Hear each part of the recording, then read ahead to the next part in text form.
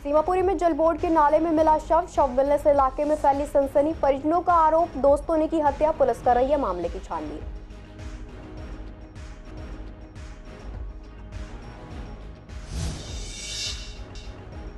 हेडगेवार अस्पताल में resident doctor के साथ मारपीट। तीमारदारों ने डॉक्टर पर फेंकी चप्पल। प्रशासन से परिजन के खिलाफ सख्त कार्रवाई की मांग।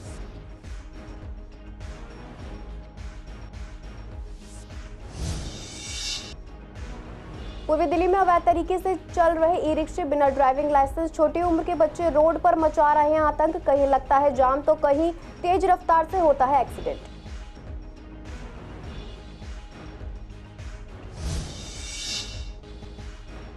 गणेश विसर्जन के बाद आर्टिफिशियल घाटों पर फैली गंदगी। घाटों पर पूजा की सामग्री और बप्पा की आदि डूबी मूर्तियां आई नजर। घाटों के गंदे पानी से आ रही बदबू, प्रशासन है बेखबर।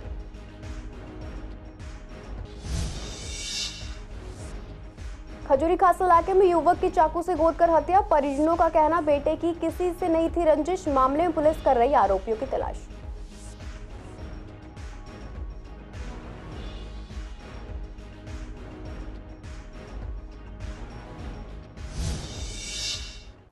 नमस्कार, आप देख रहे हैं सीसीएन लाइव। मैं हूं आपके साथ शिवानी तिवारी। स्वागत है आपका हमारे खास कार्यक्रम पूर्वी दिल्ली खास में। बुलेटिन की शुरुआत करते हैं कुछ खास खबरों के साथ। सीमापुरी इलाके में उस समय अफरा तफरी मच गई जब दिल्ली जल बोर्ड के एक पार्क में बने नाले में एक व्यक्ति का शव मिला। जानकारी के मुताबिक वह व्यक्ति अपने कुछ दोस्तों के साथ वह शराब पी रहा था। परिजनों ने बताया कि वह यूपी नोएडा में एग्रीकल्चर डिपार्टमेंट में सरकारी कर्मचारी था और उसके कुछ दोस्त उसे बुलाकर कल जल बोर्ड के पार्क ले गए थे, जहां उन्होंने नशा किया। नशा करने के देर बाद मृतक के दोस्तों को पता लगा कि वो नाले में गिर गया है, जिससे उसकी मृत्यु हो गई। परिजनों का आरोप है कि वह नाले में खुद नहीं गिरा, जबकि उसके दोस्तों ने उसे गिराया है, जिसे लेकर परिजनों में भारी गुस्सा भी देखने को मिला। परिजनों ने जीटीबी हॉस्पिटल की मोर्चरी के बाहर भी हंगामा किया और इंसाफ के लिए गुहार लगाई। फिलहाल पुलिस मामले की तहकीकात कर रही है और इलाके के आसपास के सीसीटीवी फुटेज खंगालने की कोशिश कर रही है। वो जगह जो है दिल्ली जल बोर्ड की है ना, उसमें बाउंड्री के अंदर जाने किसी लोकल आदमी को परमिशन नहीं, सिर्फ स्टाफ के अलावा। उसके अंदर दो लड़के, एक हरिओम और एक किसी मेरे भाई को फ़ोन करके उन्होंने बुलाया कि अंदर बैठ के दारू पिएंगे, जबकि ऐसा नहीं होना चाहिए दिल्ली जल बोर्ड के उसमें। और ज़बरदस्ती उसको आदमी दारू पीने के बाद कुछ करने के बाद कैसे जाएगा, तो उसको वैसे ले जाकर धक्का दिया गया जल बोर्ड की बाउंड्री के अंदर। कहाँ की घटना है ये सीमापुरी 30 साल सरकारी कर्मचारी थे। कहाँ पर? गौतम बुद्ध नगर।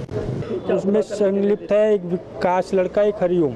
तो को कहीं लेके चलते, उसके बाद उन्होंने क्या उसके साथ क्या हमको मालूम नहीं। लड़का सही था जी, पीने खाने के बाद कहीं नहीं जाता था। वो इनका फ़ोन गया दोस्तों के, और दोस्तों के साथ में बुला के यहाँ पे फिर उसको जो भी किया, झूठ बोल के ले गए। कौन से इलाके में लेके गए, कहाँ पर? ये सीमापुरी के नाले के पास में। नाले में से उन्होंने बॉडी निकाली है। बॉडी निकाल के फिर उन्होंने उसका पेट भी दबाया है। फिर वहाँ पुलिस वाले को फ़ोन करा है। हमारी बहन जी का फ़ोन गया था, फिर हमें जब पता लगा कि सीमापुरी में रेड क्रॉस के पास कोई नाला बताया जा रहा है। फिर जब पुलिस वाले से मनीष जी से बात हुई तो फिर हम जीटीबी मोर्चरी में आए। वहाँ पर आके फिर हमने उनको कॉल करा तो उन्होंने कहा आप सीमापुरी थाने आ जाओ। फिर हम थाने पहुँचे तो वहाँ भी कोई नहीं हमें मिला। फिर जब मेरे रिश्तेदार वहाँ गए जहाँ पे मेरे भाई को घेरा गया, वहाँ पर भी ऐसा कुछ नहीं मिला कि ऐसे वारदात हुई, क्योंकि वहाँ कोई नहीं था। फिर हमें रात को थाने से घर पे भेज दिया गया कि हम आपको 2 घंटे के अंदर FIR व्हाट्सअप कर देंगे। वो भी हमें सुबह तक नहीं दी गई। अब कार्रवाई हो तो ये मांग है जो मुलजिम है उनको पकड़ा जाए। उन्होंने जानबूझ के करा गया है, ये सारा गेम उन्होंने ही सजाया था, इसको मारने का, पानी में गिराने का। महेंद्र हमारे घर हमारी भाभी को धमकी देने आया, हमें इस पर पूरा शक है और इसको गिरफ्तार किया जाए। दिल्ली पुलिस के को सख्त किया जाए और हमारे भतीजे के कातिलों को पकड़ा जाए, वरना दिल्ली पुलिस हाय हाय, Delhi police, Delhi police, Delhi police. Karkardooma के हेडगेवार अस्पताल में मरीज के परिजन ने रेजिडेंट डॉक्टर पर हमला कर दिया है। इसे लेकर रेजिडेंट डॉक्टर्स एसोसिएशन की तरफ से मेडिकल सुपरिटेंडेंट को पत्र लिखकर मांग की गई है कि मरीज के परिजन पर इंस्टीट्यूशनल FIR दर्ज कराई जाए। रेजिडेंट डॉक्टर एसोसिएशन के मुताबिक आज सुबह लगभग 4:30 पर 67 वर्षीय मरीज को सांस में दिक्कत होने की वजह से इमरजेंसी में लाया गया था। मरीज high BP, type 2 diabetes, stroke से पीड़ित थे और पेसमेकर लगा हुआ था। उनके सीने में 3 दिन से दर्द था। डॉक्टर मरीज का इलाज कर रहे थे। डॉक्टर आज सुबह करीब 6 बजे जैसे ही वार्ड से बाहर आ रहे थे, उनके साथ आई एक परिजन ने उन पर चप्पल फेंकी और गंदी भाषा का इस्तेमाल किया, जबकि उस समय मेडिकल अधिकारी और सीएमओ भी ड्यूटी पर थे। लेकिन अभी तक प्रशासन की तरफ से कोई कदम नहीं उठाया गया है। डॉक्टरों की मांग है कि प्रशासन परिजन के खिलाफ सख्त से सख्त कार्रवाई करे, साथ ही अस्पताल में सुरक्षा व्यवस्था की ओर बेहतर किया जाए। पूर्वी दिल्ली में 75% से अधिक अवैध रूप से ई रिक्शा चल रहे हैं। यहाँ लगातार ई रिक्शा की कतार बढ़ती ही जा रही है। बिना ड्राइविंग लाइसेंस 18 साल से कम उम्र के चालक ई रिक्शा लेकर रोड पर आतंक मचा रहे हैं। आपको शाहदरा, गांधीनगर में bus stand, metro station, market और हर जगह, हर गली मोहल्ले में ई रिक्शा देखने को मिल जाएंगे। इस पर जब संवाददाता ने ई रिक्शा चालकों से बात की तो उन्होंने बताया कि पूर्वी दिल्ली में करीबन 75% ऐसे ही रिक्शा चालक हैं जिनकी उम्र 18 साल से कम है और जिनके पास ड्राइविंग लाइसेंस भी नहीं है। कई बार रोड पर गलत तरह से ड्राइविंग करते नजर आते हैं। एक्सीडेंट की घटनाएं भी रोज हो रही हैं। उन्होंने साफ कहा कि लाइसेंस वाले ई रिक्शा चालक आपको कतार में खड़े नजर आएंगे और 5 से अधिक सवारी नहीं दिखेंगी, लेकिन जो अवैध रूप से सड़कों पर ई रिक्शा चला रहे हैं उनसे चौक पर जाम लगता है। वे किसी नियम कायदे की परवाह नहीं करते हैं। झील से गांधीनगर, कृष्णानगर, साल भर नहीं हुआ गाड़ी को लिए हुए। कुछ है, लाइसेंस है, बैच है, आरती है। ये कहानी है। यहाँ पे दारू पी के, इसमें गांजा पी के जो गाड़ी चलाते हैं वो गाड़ी बंद होनी चाहिए, क्योंकि वो किसी के में भी ठोकते हैं। जो बेगुनाह होते हैं वो पकड़े जाते हैं। हमारे रूट पे भी थोड़ा बहुत आतंक है। खाने पीने वाले बंदे हैं, जो बाहर की गाड़ी आती है इधर खड़ी होती हैं और इधर खड़े होकर ट्रैफिक जाम भी करती हैं। इससे हमारे को तो है ही है दिक्कत और पब्लिक को भी है। जाम इतना हद से ज़्यादा लगने लग जाता है। और हटाओ या कहो के साइड में लगाओ गाड़ी। आप रिक्शा ड्राइवर हैं? हाँ जी, रिक्शा ड्राइवर सब है सर। बिल्कुल सर ये जो बिना लाइसेंस के, बिना ये छोटी उम्र के बच्चे जो चला रहे हैं, जिनके पास लाइसेंस नहीं है, कुछ भी नहीं है, वो बेधड़क होकर चला रहे हैं, वो बेधड़क ही मार रहे हैं वो गाड़ियों को। उससे बहुत ज़्यादा ही पब्लिक को भी नुकसान होता है और आने वाले ये जो रिक्शे हैं लाइसेंस वाले, उनको भी बदनाम किया जाता है, क्योंकि वो भी इसी चक्कर में फंस जाते हैं। देखो, सबसे ज़्यादा 75% बंदे बिना लाइसेंस के चल रहे हैं और ज़्यादातर बच्चे हैं 18 साल से नीचे के, वो गाड़ी चला रहे हैं। वो बंद होनी चाहिए, तभी कुछ हल होगा, वरना कोई हल नहीं होगा। जहाँ तो होता ही है। एक हाथ से गाड़ी चलाते हैं, यूँ मोड़ते हैं। 18 साल से कम के हैं ज़्यादातर बच्चे हैं। किराए पे अपनी खुद की गाड़ी? किराए की फिर अगले साल ऐसी आज निकाले मैं आज निकाली है, बस आज ही चलते हैं, वैसे नहीं चलते। मैं आज नहीं, ऐसे ही चलाने के लिए आया था। अच्छा, कौन चलाता है इसका रिक्शा? दूसरा ड्राइवर चलाता। गणेश चतुर्थी के बाद 17 सितंबर को गणेश जी का विसर्जन सरकार द्वारा बनाए गए आर्टिफिशियल घाटों पर पूरी श्रद्धा और आस्था के साथ किया गया, जिसके बाद घाटों को गंदा ही छोड़ दिया गया है। कई दिन बीत जाने के बाद भी इनकी सफाई अभी तक नहीं की गई है। दरअसल हम बात कर रहे हैं केशव पार्क की, जहां 4 आर्टिफिशियल घाट बने हुए हैं। दुर्गा पूजा हो या फिर गणेश विसर्जन, यहाँ सैकड़ों की संख्या में आकर लोग मूर्ति विसर्जन करते हैं। गणेश विसर्जन के कई दिन बीत जाने के बाद जब हमने इस जगह का जायजा लिया तो यहाँ हर तरफ गंदगी और पूजा की सामग्री फैली हुई मिली। तालाब में गणेश जी की आधी मूर्ति डूबी हुई नजर आई। साथ ही पानी में इतनी अधिक बदबू और मच्छर दिखे जो डेंगू जैसी बीमारी को न्योता दे रहे हैं। प्रशासन ने अभी तक इस तरफ ध्यान नहीं दिया है। इसका क्लीनर का ले रखा हमने टेंडर, तो ये क्लीन हो रहा है यहाँ पे। जैसे कि आप देख रहे हैं साफ हो चुका है। एक बार एक ये और रखा है, एक और गया। अभी लेबर लगा रखे हमने लंच करने के। ये गणेश पूजन के बाद ही हमने लगा दिए हैं लेबर सफाई के लिए, ताकि हम आगे दुर्गा पूजा के लिए तैयारी कर सकें। इनको हम बाहर निकालेंगे और सेफ जगह पे रख देंगे या हम मिट्टी में डाल देंगे इसको, ताकि ये सेफ रहे और जो भी वातावरण है साफ़ रहे। इनके लिए मिट्टी की मूर्ति बनाएं जाकि घुल जाएं, और छोटी मूर्ति बनाएं, वो बढ़िया है। बड़ी मूर्ति घुलती नहीं है और जो भी कचरा होता है ये पड़ा रहता है इस तरह। अभी हम हाँ जी तालाबों में, और हमने छोटे छोटे घाट और बनाए हैं, जैसे गीता कॉलोनी में, यहाँ पे है, और भी जगह हमने बनाए हुए हैं।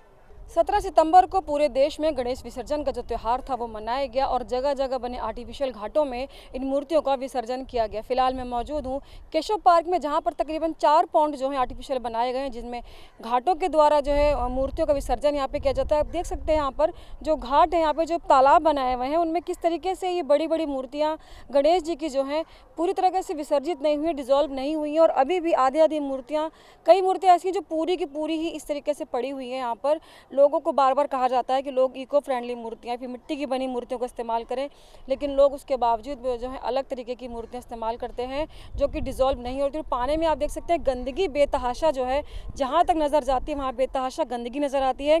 इस पानी में जो कई तरीके के मच्छर पनप रहे हैं, मछलियाँ भी छोटी छोटी इसमें नज़र आ रही हैं। कहीं ना कहीं मूर्तियाँ आप देख सकते हैं कहीं ना कहीं जो आस्था है इस पानी में डूबती नज़र आ रही है, क्योंकि लोग जो है केवल मूर्तियों को स्थापित करते हैं, उनकी स्थापना करते हैं, उसके बाद उनको विसर्जन करके ऐसे ही छोड़ देते हैं। हालांकि एमसीडी कर्मचारी का कहना यह है कि सफाई चल रही, लेकिन तकरीबन 3 से 4 दिन बीत चुके हैं कि अभी तक सफाई नहीं हुई और चारों पौंड की जो हालत है यही है। पूरे पार्क में आप देख सकते हैं कि हर तरफ जो है गंदगी फैली हुई है, नारियल के छिलके हो, पूजा का सामग्री हो, अन्य जो चीज़ें हैं जितनी भी वो हर तरफ फैली हुई हैं। व्यवस्था बिल्कुल भी नहीं नज़र आ रही। छोटे छोटे बच्चे जो हैं वो इन पानी से चीज़ों को निकाल रहे हैं, कहीं ना कहीं पैसे का लालच है उनको, या उनको उम्मीद है कुछ मिल जाएगा, तो वो लोग इसमें लगे पड़े हुए हैं।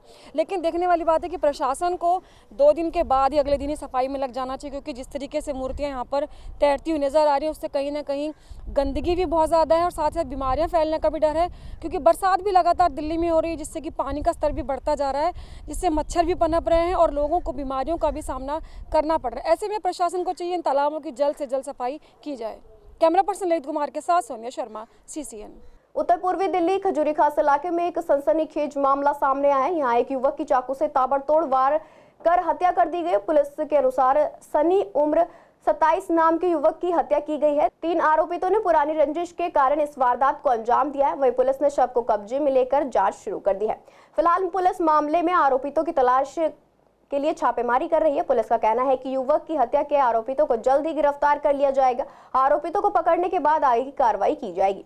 वहीं मृतक सनी के परिजनों ने बताया कि हमारे बेटे की किसी से कोई रंजिश नहीं थी। वह घर से बोलकर निकला था कि मम्मी तुम खाना बनाकर तैयार रखना, मैं अभी वापस आकर खाना खा लूंगा। लेकिन काफी देर हुई सनी घर नहीं लौटा, जिसके बाद परिजनों को जानकारी मिलती है कि उनके बेटे को कुछ लड़के मार रहे हैं। जब तक वे पहुंचे तो उसको चाकू मारकर बुरी तरीके से घायल कर दिया गया था।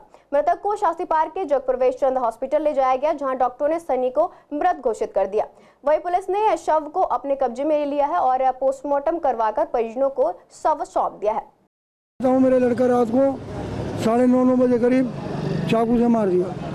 क्या नाम था लड़के का? सनी। किसने मारा, पता लग पाया कुछ? हाँ पता लगा, 2-3 पकड़ रखे हैं। किस लिए मारा गया उसे? अब ये नहीं पता जी। सनी क्या करता था वैसे? ये बस अड्डे पे काम करता था।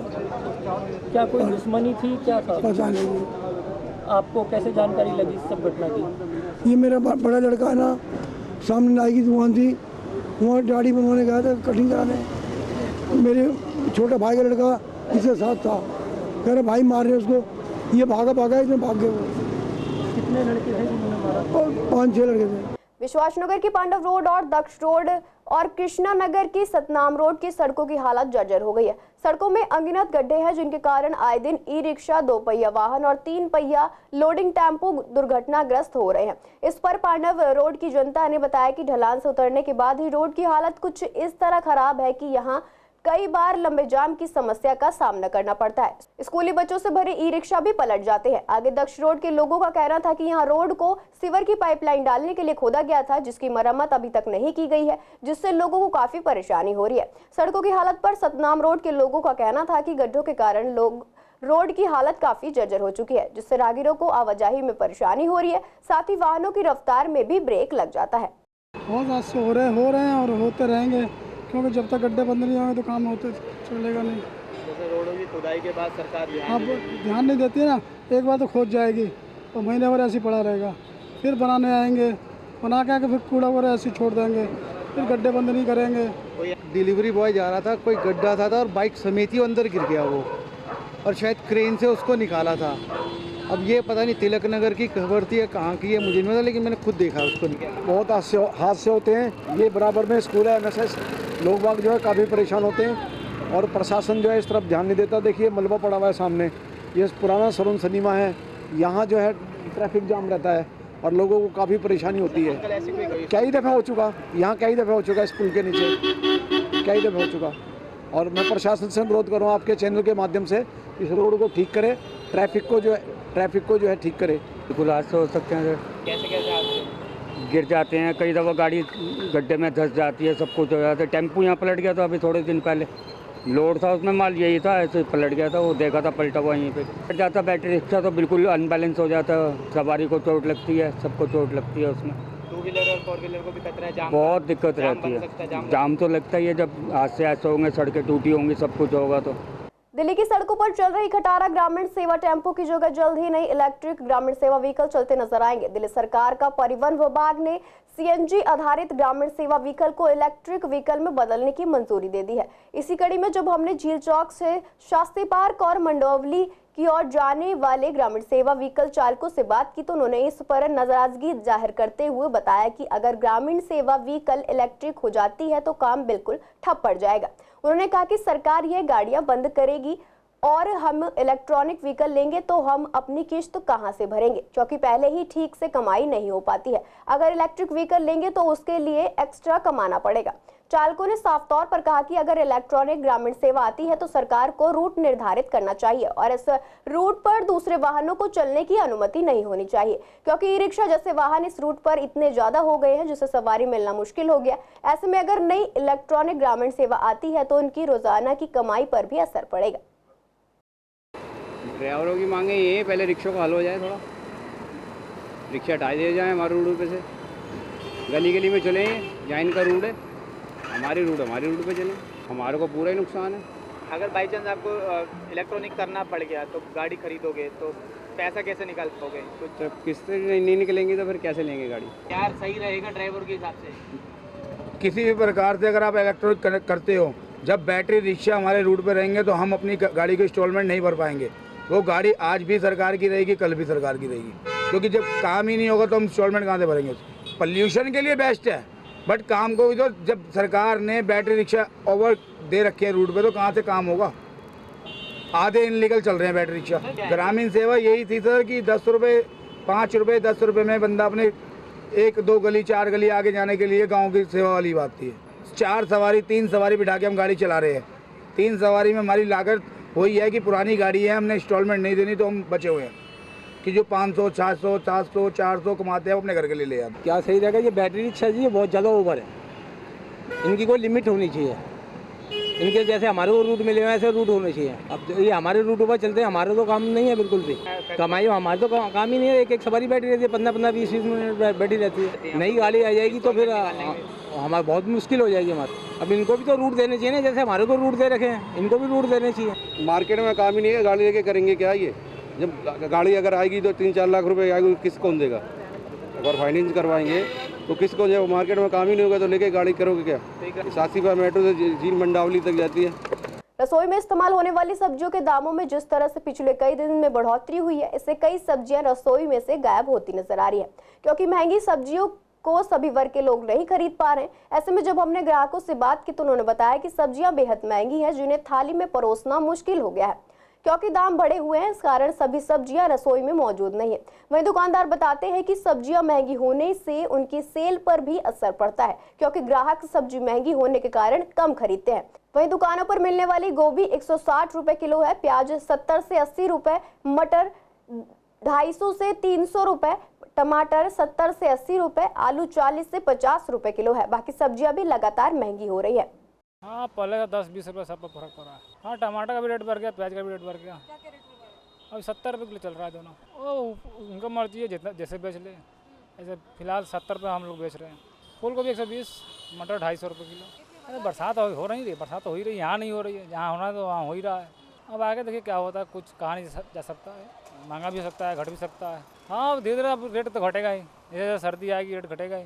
नहीं, जब आने लगेगी मंडी में तो महंगा क्या सस्ता क्या, जब मंडी में जब नहीं आएगा तब महंगी हो जाएगी। हाँ, अभी सभी कम आ रही है इसीलिए महंगा। टमाटर बिक रहा है 70 रुपये किलो, प्याज 70 रुपये किलो। 70 ही है, 70 हाँ, गोभी बिक रहा है 120 रुपये किलो। हाँ, मटर तो 300 रुपये किलो बिक रहा है। सीजन के सब्जी तो ये सब घिया है, घिया का भी 60 रुपये किलो बिक रहा है। अरबी है वो भी 120 बिक रहा है। टिंडा तो 140। जब बारिश हो गया सब्जी कम हो गया, खेत में पानी लग गया, नुकसान हो गया। अभी तो बारिश रुकेगा तो नहीं महंगी होगी, बारिश होगा तो होगा महंगी। नहीं, बाहर से आता है, पहले भी बढ़ता था। आते हैं, जिसको होता है कम बेच लेते हैं। सेल का असर पड़ता है कि दुकानदारी थोड़ी कम होने लगती है। जिनको ज़्यादा लेना है वो अब कम लेने लगते हैं रेट बढ़ने पे।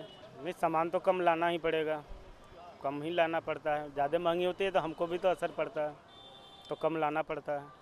इस समय थोड़ी टमाटर का रेट हाल फिलहाल में 2 दिन से बढ़ी है। और प्याज तो टमाटर का 20 रुपये किलो बढ़ गई है इस समय। पहले 40-50 थी, अब 60-70 बिक रही है। प्याज का 10 रुपये बढ़े हैं, बस वही है, रेट वही है। पहले 60 थी, आज 70 बिक रही है। नहीं, वजह का तो बारे में हम नहीं बता सकते। वजह अब तो मार्केट से जो ला रहे हैं उसके हिसाब से हम लोग दे रहे हैं। हाँ, वहीं से जो आएगी उसके हिसाब से देते हैं। कई लोग पूछ कर चले जाते हैं, कई लोग जिनको अब लेना है वो तो लेंगे ही, ये तो होता है। देखिए, समय के हिसाब से तो हर चीज़ ही महंगी है। वैसे तो बरसात का तो एक बहाना है। दरअसल क्या है कि हमारे सिस्टम में बहुत बड़ी गड़बड़ है। आप समझना मेरी बात को, छोटी सी बताऊंगा कि आज से 50 साल पहले आंधी तूफान बरसात नहीं आया करते थे क्या? खेतों में पानी नहीं भरा करता था, सब कुछ था। आज भी है, वो चीज़ बदला नहीं है। प्रकृति के नियमों लोगों ने क्या है ना, जरिया बना लिया है। टैक्स बढ़ा दिए हैं दुनिया भर के। एक तो कि भाई दिल्ली में गाड़ी आ रही है तो उनके टैक्स बढ़ा दिए। मंडियों के अंदर दलाल बैठे हुए हैं, जो सब्जी सुबह 2 बजे 3 बजे बैठ जाते हैं मंडी में जाकर के 1 बजे, वो सब्ज़ी वहाँ खरीद के उसी सब्ज़ी को मंडी में जो 10 रुपये किलो की होती है उसी को वही सब्ज़ी घाट के पास आने में 40 रुपये किलो हो जाती है। बहुत पड़ता है। ये तो दलालों की, ये कोई प्रकृति का कोई दोष नहीं है, भगवान का इसमें कोई दोष नहीं है, या नरेंद्र मोदी जी का या कोई सरकार का कोई इसमें दोष नहीं है। ये तो सिर्फ छोटी सी बात है दलालों का। जो मंडियों में बैठे हुए दलाल होते हैं ना, ये इनके द्वारा चीज़ें महंगी होती है। आज से 50 साल पहले या 30 साल पहले का आप वो देख लो हिसाब किताब, ये अपने हिसाब चला रहे हैं लोग। इसमें किसी नेता का कोई रोल नहीं है, इसमें किसी प्रकृति यानी कि मौसम का कोई इसमें। भाई जब सीधी सी बात है, कोई चीज़ अगर महंगी होगी तो लोग क्यों खरीदेंगे?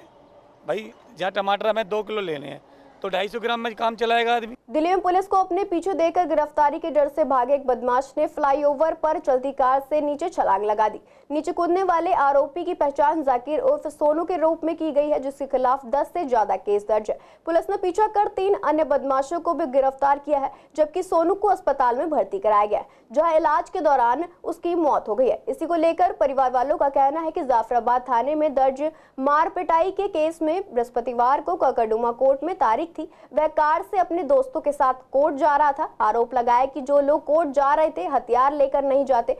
झूठे केस में फंसाया गया है। सोनू के परिवार ने मजिस्ट्रेट जांच करवाने की मांग की है। यहां तक आरोप लगाया कि पुलिस ने जबरन रकम वसूलने के लिए ही इन लोगों को गिरफ्तार किया है। पुलिस ने शव को मोर्चरी में सुरक्षित रखवा दिया है, लेकिन डॉक्टर्स के पैनल बैठने के बाद ही पोस्टमार्टम किया जाएगा। डीडीएन सीबीडी ग्राउंड में होने वाली बालाजी रामलीला कमेटी को प्लॉट 8A पर रामलीला के मंचन की अनुमति दे दी है। दिल्ली हाईकोर्ट के निर्देश के बाद डीडीएन ने इस बारे में फैसला लिया है। दरअसल इस सीबीडी ग्राउंड के इस प्लॉट पर रामलीला के लिए बालाजी रामलीला कमेटी और श्री हनुमंत धार्मिक रामलीला कमेटी के बीच विवाद चल रहा था। दोनों कमेटियां इस मामले में हाईकोर्ट पहुंची थी। हाईकोर्ट ने 5 सितंबर को इस मामले पर डीडीएन से फैसला करने के लिए कहा था। इसी बीच 11 सितंबर को श्री हनुमंत धार्मिक रामलीला कमेटी के आवेदन पर भी 1 सप्ताह में फैसला लेने के लिए कहा था। अब डीडीएन ने बालाजी रामलीला कमेटी के पक्ष में इस नियम के अंतर्गत फैसला दिया है कि उसने पिछले साल भी इसी मैदान पर लीला का मंचन किया था। डीडीए के एसओपी के अनुसार रामलीला कमेटियों में से 1 अगस्त से 14 अगस्त तक मैदान की बुकिंग के लिए आवेदन मांगे जाते हैं। इस दौरान यदि किसी कमेटी ने पिछले साल भी उसी मैदान पर लीला का आयोजन किया है तो उसे यह मैदान अलॉट कर दिया जाता है। श्री हनुमंत धार्मिक रामलीला कमेटी ने बुकिंग 21 जुलाई को कराई थी, जो कि तय अवधि से पहले की थी। फिलहाल के लिए बुलेटिन में इतना ही। ऐसी तमाम अपडेट्स के लिए बने रही सीसीएन लाइव के साथ।